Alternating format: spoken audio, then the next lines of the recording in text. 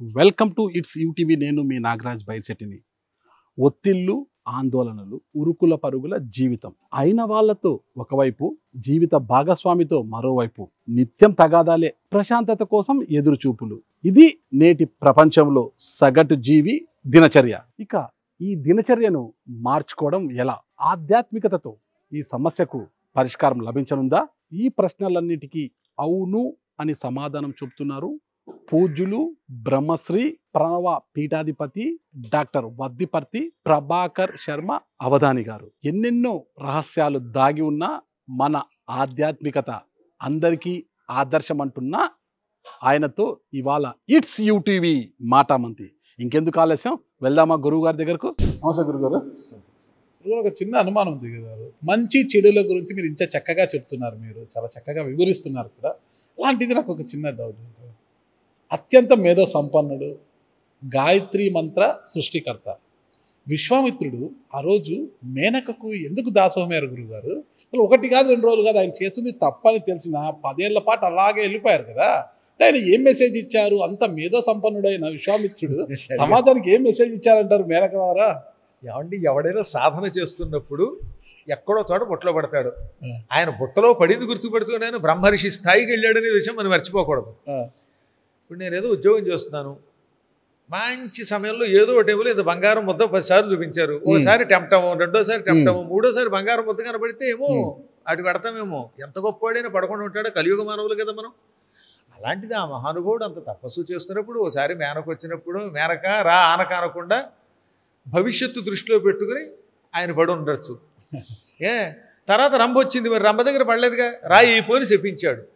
కామక్రోధాదులను అదుపులో పెట్టడం అంత తేలికేం కాదు. నారదుడు అంతటి వాడు సంసారంలో పడ్డాడు. భూమి మీద ఉన్నంత వరకు కామ క్రోధ లోభ మోహ మదమాత్సర్యములు ఎంతో కొంత ఉంటాయి. కాకపోతే ఎప్పటికప్పుడు వాటిని గుర్తించి మళ్ళీ వాటిని అదుపులో పెట్టుకోవలసిందే. మాకు కోపాలు లేకుండా ఏముండవు, కానీ ఎప్పటికప్పుడు రియలైజ్ అవుతూ ఉంటాం, ఓహో ఈ కోపం వల్ల ఇంత నష్టం వస్తుంది అని. అందులో వాళ్ళు చాలా గొప్పవాళ్ళు అయ్యారు కదండి. విశ్వామిత్రుడు ఇప్పటికి కూడా ఆకాశంలో అద్భుతమైనటువంటి ఒక నక్షత్ర రూపంలో కనపడుతున్నాడు. సప్తఋషి మండలం అని ఉంటుంది పైన, అందులో విశ్వామిత్రుడు ఒకడు. కాబట్టి ఎవరైనా సరే అప్పుడప్పుడు తపస్సులో భ్రష్టులు అవుతూ ఉంటారు. అవడమే వాళ్ళ లక్షణం. అయ్యి మళ్ళీ వాళ్ళు తట్టుకుంటారు. ఒక మనిషి జీవితంలో సమస్యలు చుట్టుముట్టినప్పుడు కావచ్చు, ఒక పిల్లల విషయంలో ఏదైనా సమస్య వచ్చినా, చదువు సరిగ్గా లలిత సహస్రనామాన్ని పఠించమను అనేసి చెప్తుంటారు. ఈ లలిత సహస్రనామంలోని ప్రతి నామములో కూడా మన జీవితం మీద ఎలాంటి ప్రభావం చూపుతుంది అంటారు గురుగారు? బ్రహ్మాండ పురాణంలో లలితా సహస్రనామం ఉండదని కొందరు అంటారే. కేవలం బ్రహ్మాండ పురాణంలో లలితా సహస్రనామం ఉండడం కాదు, సహస్రనామాల్లో బ్రహ్మాండాలు ఉన్నాయి. అంటే ఒక్కొక్క నామం ఒక్కొక్క బ్రహ్మాండం లాంటిది. అంత గొప్ప నామాలు ఇవి.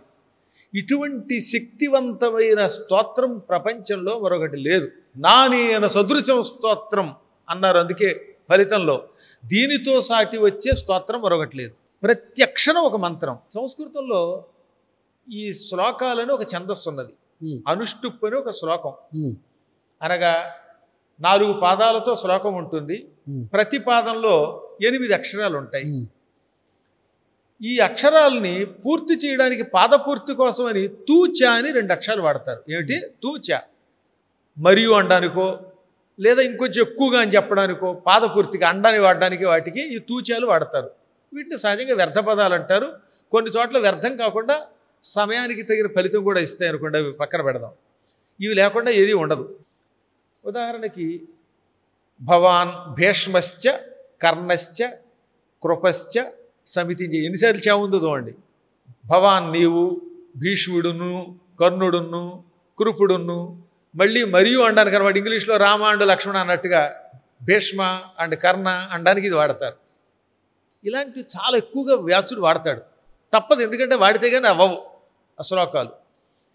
దీన్ని తెలుగులో ఒక ఆయన అనువాదం చేస్తూ ఏదో నీవు కర్ణుడు అని రాస్తే చాలు కదా, నీవు మరియు కర్ణుడు మరియు ద్రోణుడు అని అన్నిటికీ తూకీ చాకీ కూడా అర్థం రాస్తే వాడు తూచా తప్పకుండా చేశాడు రా అన్నారు. అలా వచ్చింది తూచా తప్పకుండా అనేది. అది చేదస్తం, అలా తెలుగులో రాయక్కర్లా. కానీ ఒక్క లలితా సహస్రనామంలో ఈ తూచాలు ఉండవు. అంటే మాట వరుస కూడా అండలే పదం వాడకుండా వాడాడు ఆయన. విష్ణు సహస్రనామం చదవండి, అందులో ఏమని ఉంటుంది? పోతాత్మ పరమాత్మ చ, పోతాత్మ పరమాత్మ మరియు అని ఉంటుంది. అది చా లేకుండా కుదరదు. చాలా చోట్ల ఉంటుంది అనమాట. ఒక్క లలితా సహస్రనామంలోనే ఒక్కడ మాట వరసకు కూడా తూచే ఉండదు. చూడండి, శ్రీమాత శ్రీ మహారాజ్ఞి శ్రీమత్సింహాసనేశ్వరి చతగ్రకొండ సంభూత దేవకార్య సముచిత, ఇలా చివరి దాకా 181 శ్లోకములలో ఒక్క శ్లోకములో కూడా తూచాలు ఉండవు. అంటే పూర్తిగా మంత్రమే, పాదపూర్తి కోసం అండనేది వాడలేదనమాట. అంత అద్భుతమైనది. ఒక్కొక్క నామం ఒక్కొక్క అద్భుతమైన శక్తివంతమైనది. సంసారం అట దావాగ్ని అట. అడవులు తగలబడిపోతే దాన్ని ఏమంటారు? కార్చిచ్చు అంటారు. ఇప్పటికి కూడా కాలిఫోర్నియా అడవులు తగలంటాయి. వాటిని ఆర్పాలంటే ఎంత కష్టం. భవ అంటే పుట్టుక లేక సంసారం, దావా కార్చిచ్చు. ఈ సంసారం అనే కార్చిచ్చు చల్లారాలంటే ఎలాగా? అడవి తగలబడుతోందండి, అది చల్లారాలంటే మీరు ఫైర్ స్టేషన్ వాళ్ళ దగ్గరికి వెళ్ళి ఇంజన్లతో నీళ్లతో కొడితే ఆగుతుందా? కొన్ని వేల ఎకరాల అడవి భగభగ మండుతుంటే అది చల్లారాలంటే ఆకాశంలో మేఘాలు వచ్చి ఏకధాటిన కుంభవృష్టి కొన్ని గంటలు కురిస్తే అప్పుడు ఈ అడవిలో ఉన్న అగ్ని చల్లారుతుంది. అవునా? కరెక్ట్. అమ్మవారు ఎటువంటిది అంటున్నాడు? భవదావ సుధావృష్టి, సంసారమనే కార్చిచ్చు చల్లార్చేసే సుధావృష్టి అమృత వర్షం. వర్షం కురిస్తే అడవి చల్లారుతుంది. కానీ ఇక్కడ మామూలు వర్షం కదట అమ్మ, అమృత వర్షం అట. వర్షం కురిస్తే కేవలం చెట్లు కాలిపోతున్నవి చల్లారిపోతాయి, కానీ చచ్చిపోయిన చెట్లు బతుకుతాయా? బతకవుగా. కాదే అమృతం కురిపించండి, చచ్చిపోయిన వాళ్ళు బతుకుతారు అమృతం యొక్క ప్రభావానికి. అనగా కాలిపోయిన చెట్లు మళ్ళీ తిరిగి బతుకుతాయి, చిగురిస్తాయి, జీవిస్తాయి. ఈ సంసారం అనే కార్చిచ్చుని చల్లార్చి మనల్ని కాపాడేటటువంటి అమృత వర్షం అమ్మ. ఇలాంటి అలంకారములతో కూడినటువంటి అద్భుతమైన మంత్రాలు. ఈ లలితా సహస్రనామ పారాయణం చేసిన వాడు అనుకున్న కోరికలు తీరుతాయి. దాని యొక్క ఉపాసనా ఫలితం నేను పొందాను. నా జీవితంలో ఇంతవరకు ఏదనుకుంటే అది సాధించానంటే అది లలితా సహస్రనామ యొక్క మహాప్రభావం. చిత్రం ఏంటంటే, నాకు కృష్ణుడు అంటే ఇష్టం, చేసే ఉపాసనేమో లలితా సహస్రనామం. ఇక్కడ పూజిస్తున్నది శివుణ్ణి, చెప్పేది కృష్ణుడి చరిత్ర భాగవతం. తద్వారా మీకేమర్థమైంది? నేను అమ్మ అనుకున్నా, కృష్ణుడు అనుకున్నా, శివుడు అనుకున్నా ఒకటే. ఆ స్థాయికి వెళితేనే వాడు జ్ఞాని. సార్ గురు, మన పురాణాలను వాటిని పరిశీలిస్తే అప్పట్లో హిమాలయాలకు వెళ్ళి తపస్సు చేసే దేవుడు ప్రత్యక్షమయ్యేవాడు, కోరిన కోరికలు తీర్చేవారు అనేది. ఈ జనరేషన్లో కూడా హిమాలయాలకు వెళ్ళి తపస్సులు చేసేవారు కూడా కొంతమంది ఉన్నారు గురుగారు. మరి ఇప్పటికీ కూడా దేవుళ్ళు ప్రత్యక్షం కావడము, కోరికలు నెరవేర్చడం ఉంటాయి గురుగారు. ఆ స్థానాలకు ఒక శక్తి ఉందండి. కానీ అక్కడికి వెళ్ళి హిమాలయాల్లో మీరు ఎంతసేపు ఉండగలరు? ఇప్పుడు బదరీలో కాసేపు ఉంటే శరీరం గగురుపండు గురవుతున్నావునా. కాబట్టి ఇప్పుడు ఈ కలియుగంలో అక్కడికి వెళ్ళగలిగే వాళ్ళు కొంత తగ్గారు. మహాత్ములైన యోగులు అక్కడ ఉన్నారు. అక్కడికి వెళ్ళి తట్టుకోగలిగితే, ఉపాసన చేయగలిగితే తొందరగా భగవంతుని యొక్క సాక్షాత్కారం కలుగుతుంది. అలా అయిన యోగుల్ని నేను చూశానంటే ఇప్పుడు మూర్ఖులు నమ్మరు కాబట్టి. కానీ హిమాలయ యోగులు చాలా గొప్పవాళ్ళు ఉన్నారు. ఇప్పుడు ప్రజలకు నేను అందరికీ అక్కడికి వెళ్ళమని సలహా ఇవ్వట్ల. మీరు వెళ్తున్నారు గురుగారు? నేను అప్పుడప్పుడు వెళ్తుంటాను. హిమాలయాలకు వెళ్ళి వస్తుంటారు. ఉంటారు వాళ్ళు అక్కడ ఆయా ప్రాంతాల్లో ఉంటారు. వాళ్ళ గొప్పతనం మనకి తెలియదు. మీరు వెళ్ళి ఎప్పుడైనా తపస్సు చేయడము, ఆధ్యాత్మికంగా ఇప్పుడు ఈ మధ్యకాలంలో నేను ధ్యానంలో ఉండడము. ఒకప్పుడు చిన్నప్పుడు వెళ్ళగలిగాం, అప్పుడున్న శక్తి వేరు. అక్కడ అటువంటి వాళ్ళని చూసాం. ఇప్పుడు నేను ఎక్కడుంటే అక్కడే భగవంతుడు కనపడుతున్నట్టుగా అనిపిస్తోంది. మీలాంటి మంచి పనులు చేసేవాళ్ళు అందరిలో భగవంతుడు కనపడుతున్నాడు, వేరే భగవంతుడి దగ్గరికి వెళ్ళక్కర్లేకుండా. ఎందుకని ఎన్నెన్నో ఆధ్యాత్మిక కార్యక్రమాలు ప్రసారం చేస్తున్నవారు, ప్రజలకు ఉపకారం చేస్తున్న ప్రతి వ్యక్తిలో భగవంతుడే కనపడుతున్నాడు. మా గుడి తుడిచారు, అందులో భగవంతుడు కనపడ్డాడు. అన్నదానం చేయడానికి సాయం చేసి వడ్డించిన శిష్యులు, వాళ్ళలో భగవంతుడు కనపడ్డాడు. ఇలా భగవంతుడు చూడడానికి దూరం కూడా వెళ్ళక్కర్లా. మంచంగాతో కఠౌతీమే గంగా అని హిందీలో సామెత ఉన్నది. మనస్సు పవిత్రంగా ఉంటే మీ చేతి చెంబులోనే గంగ వచ్చి ప్రత్యక్షం అవుతుంది. ఇప్పుడు ఇక్కడ మాకు ఎదురుగుండా ఉన్న సత్యధర్మేశ్వరుడు శివుడు కనపడుతున్నాడు. కాబట్టి వాళ్ళ యోగాలను బట్టి ఒక్కొక్కడు హిమాలయాలకు వెడితేనే భగవంతుడిని చూడగలరు. కొంతమంది శ్రీశైలంలో చూడగలుగుతున్నారు, కొందరి పీఠంలో చూడగలుగుతున్నారు, ప్రతి వ్యక్తిలో చూడగలుగుతున్నారు. సంస్కారం, ఉపాసనా బలాన్ని బట్టి ఎక్కడి నుంచైనా భగవంతుని మనం చూడగలుగుతాం. మీరు పీఠం గురించి చెప్పారు కాబట్టి ప్రణవ పీఠాధిపతి మీరు. ఈ ప్రణవ పీఠం అనే ఒక సృష్టి ఎందుకు వచ్చింది అంటారు? ఎందుకు ఏర్పాటు ప్రణవ అనే పేరు నామకరణం? ఓంకారం అంటే ఈ అన్ని మంత్రాలకి మూలం ఆద్యక్షరం కదా, అది ఓంకారం. ఓంకారాన్నే సంస్కృతంలో మరో పేరుతో ప్రణవం అని పిలుస్తాం. చిన్నప్పటి నుంచి ప్రణవం అంటే చాలా ఇష్టం. పీఠం పెట్టాలనే కోరిక నాకేం లేదండి, నా అంతటి నేనే తరించాలనుకునేవాడిని. మా నాన్నగారి కోరిక, నీ వల్ల 10 మందికి ఉపయోగం జరగాలి అని. అయినా కూడా స్థాపించాలని పూర్తిగా అనుకోలేదు. కానీ ఒక రోజున ఏకకాలంలో ఇద్దరు కనబడ్డారు నాకు. 2008వ సంవత్సరంలో, తర్వాత 2001లో, 1992లో, 83 ఈ 4 సార్లు నేను పుట్టపర్తి వెళ్ళాను. మొదటేమో 87, తర్వాత 98, 2001, ఆ తర్వాత 2008. నువ్వు ఒక పీఠ స్థాపన చేస్తున్నావు అన్నారు ఆయన. ఎవరు? సాయిబాబా గారా? సాయిబాబా. పుట్టపర్తి సత్యసాయిబాబా వారు. ఇంకా మహానుభావులు గణపతి సచ్చిదానంద స్వామి వారి గురించి తెలియదు ఉంది. మీరు ఇప్పుడు కావాలంటే ఎప్పుడైనా ఆయన చూడవచ్చు. మైసూరు పీఠాధిపతి వారి దగ్గరికి వెళ్ళాను. ఆయన ఇదే మాట అన్నారు కదా అని ప్రణవపీఠం అనేది ఒకటి ఇంట్లో పెట్టి, పవర్పేటలో మా ఇల్లు ఉంది. ఇప్పుడు ఆ పీఠం ఇంకా ఉంది అక్కడ. మొదట్లో పవర్పేటలో మా ఇంట్లోనే చిన్న చిన్న విగ్రహాలు పెట్టుకుని శ్రీచక్రం పెట్టుకుని ఉపాసన చేసుకుంటున్నాను. 2008వ సంవత్సరంలో ఇప్పుడు మీరు ఇక్కడికి వచ్చిన ఈ పెద్ద పీఠం వచ్చింది. అది ఎలా వచ్చిందో చెప్పాలి క్లుప్తంగా. 2008లో పుట్టపర్తిలో స్వామివారికి సహస్ర చంద్ర దర్శనం చేయించారు. అక్కడ అన్ని రకాల పీఠాధిపతులు, మా గణపతి సత్యానంద స్వామి వారు కూడా అక్కడికి వచ్చారు. నా చేత అక్కడ ఒక రోజున ప్రహ్లాద్ చరిత్ర చెప్పించారు. యూట్యూబ్లో రేడియో సాయి అనే పేరు కొట్టి 2008 నవంబర్ 12 అని కొడితే అందులో నా ప్రవచనం వస్తుంది. పుట్టపర్తిలో చెప్పిన ప్రవచనం. ఆ ప్రహ్లాద్ చరిత్ర అయ్యాక ఒక గొలుసు ఇచ్చి వచ్చేస్తోంది పూర్తిగా అమ్మ మీ ఇంట్లోకి అన్నారు. అక్కడి నుంచి వచ్చానో లేదో మా స్వామివారు గణపతి సత్యానంద స్వామి వారు ఒక స్ఫటికమాల సృష్టించి వెళ్ళలో వేసి పూర్తి చేయి అన్నారు. ఆ తర్వాత ఈ స్థలం అంతా అప్పటికే కొన్నాం. ఇప్పుడు ఇందులో సగభాగమే కొన్నాం. ఇప్పుడు అమెరికాలో ప్రవచనాలకు వచ్చిన డబ్బు పెట్టి నా సొంత డబ్బు మళ్ళీ అప్పుడు ఎవరి దగ్గర పైసా తీసుకోలేదు. నా డబ్బుతోటే కొన్నాను. కొంటే మాత్రం గుడి కట్టాలంటే ఎలాగో భక్తులు వచ్చారు. ఎవరిని నేను ఎప్పుడు ఆ రోజుల్లో ఈ మీడియా కూడా లేదు కదా. 2000 నాటికి అసలు ఈ ప్రపంచం ఎంత డెవలప్ అవ్వలేదు. సెల్ ఫోన్లు కూడా చాలా తక్కువగా ఉండేవి. వాట్సాప్ అంటే ఎవరికి తెలియదు అసలు. తర్వాత యూట్యూబ్లు లేవు. అయినా అమ్మ అనుగ్రహం, పీఠాధిపతుల యొక్క ఆశీస్సులు, ప్రజల యొక్క సహకారం, ముందు అమ్మవార్ల యొక్క గుడి వచ్చింది.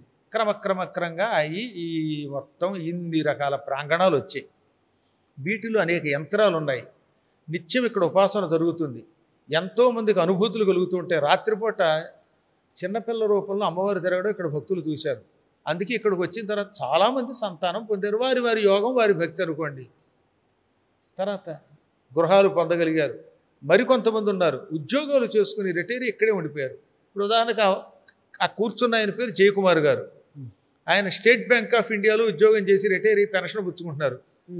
వాళ్ళ పిల్లలు ఉద్యోగం చేసుకుంటూ హాయిగా మంచి పొజిషన్లో అమెరికాలో ఉన్నారు. అమెరికాలో ఒక కొడుకును, ఇంకో చోట ఒక కొడుకును, మొత్తం మీద ఆయన అన్నీ వదిలిపెట్టి సన్యాసి దీక్షతో చూసారు. ఇక్కడే ఒక రూమ్ తీసుకుని ఉంటున్నారు పీఠంలో. ఆయన స్టేట్ బ్యాంకులో ఒక బ్రాంచ్ మేనేజర్ లెవెల్ ఉద్యోగం చేసిన వ్యక్తిని నేను చెబితే కానీ మీకు అర్థం కాదు. ఈ పీఠంలో ఉన్న వాళ్ళలో 90% అటువంటి వాళ్ళు ఇప్పుడు మీరు వెళ్ళేటప్పుడు చూస్తారు. పార్థసారథి గారని ఆయన సర్కిల్ ఇన్స్పెక్టర్. మళ్ళీ ఎందులోనో తెలుసా, ఎక్సైజ్ డిపార్ట్మెంట్లో సర్కిల్ ఇన్స్పెక్టర్. సర్కిల్ వాళ్ళ డిపార్ట్మెంట్ ఎటువంటిది.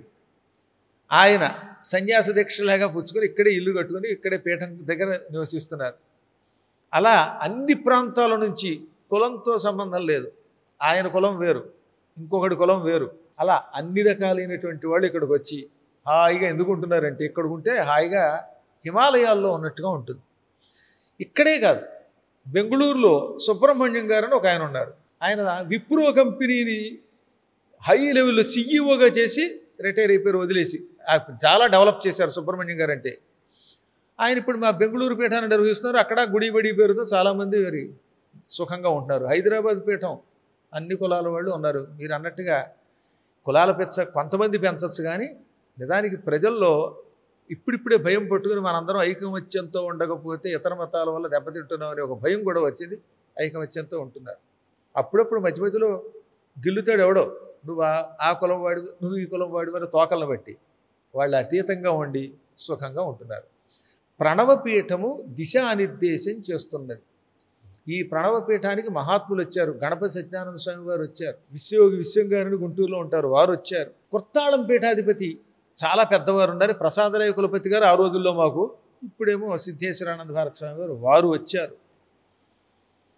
ఇంకా మహానుభావులైన అవధానులు ఎంతమంది వచ్చారో లెక్కలేదు.